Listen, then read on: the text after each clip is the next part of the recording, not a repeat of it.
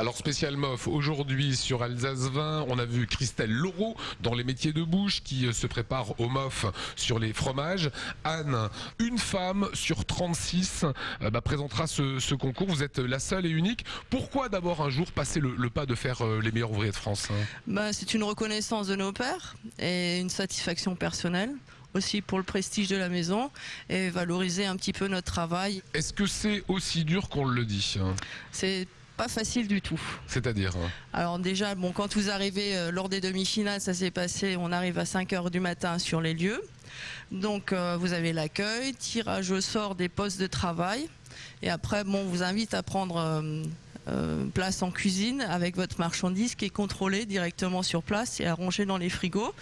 Ensuite, on est invité à prendre un petit déjeuner quand même pour remonter le moral et prendre des forces avant la grande épreuve pratique qui dure 4 heures. Et on avait encore une épreuve théorique sur un QCM de 25 questions en anglais sur l'histoire de la France culinaire.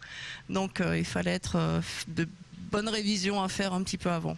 In English. In English. Et côté pratique? Côté pratique, on avait un carlet laqué au beurre de homard avec un médaillon de homard, des moules frites panées, avec des pommes savonnettes farcies aux pinces de homard, des brochettes de langue de coq, servies avec un beurre blanc. Alors la chose qu'on ignore, c'est que pour être prêt à cette épreuve, vous allez vous préparer mentalement. C'est comme si vous participiez à un championnat du monde en athlétisme ou autre, ou en natation.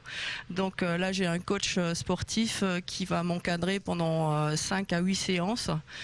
Tous les lundis ou mardis, on va faire un travail sur moi-même et me coacher comme si je passais une épreuve de haut niveau sportif. Et donc c'est une collègue à ma sœur qui enseigne également au Krebs. Alors c'est très chronophage, ça prend un temps fou de préparer le MOF. Comment vous faites dans ces cas-là pour faire tourner les cuisines ici? Donc elle est dirigée un petit peu par Régis et là je vais certainement embaucher quelqu'un pendant les 15 jours de préparatifs pour que je puisse vraiment me donner à fond pour le concours. Le concours, je le disais, c'est le 4 et 5 mai. Là, comment ça va se passer concrètement? Vous arriverez tôt le matin? D'abord on réceptionne la marchandise la veille, on arrive tôt le matin sur place et après on est installé dans les loges, tirage au sort évidemment de chaque poste de travail. On part en décalé en cuisine et puis on donne tout ce qu'on a, on se lâche et on y va, on fonce. Voilà, vous avez des prédécesseurs. C'est un grand plaisir.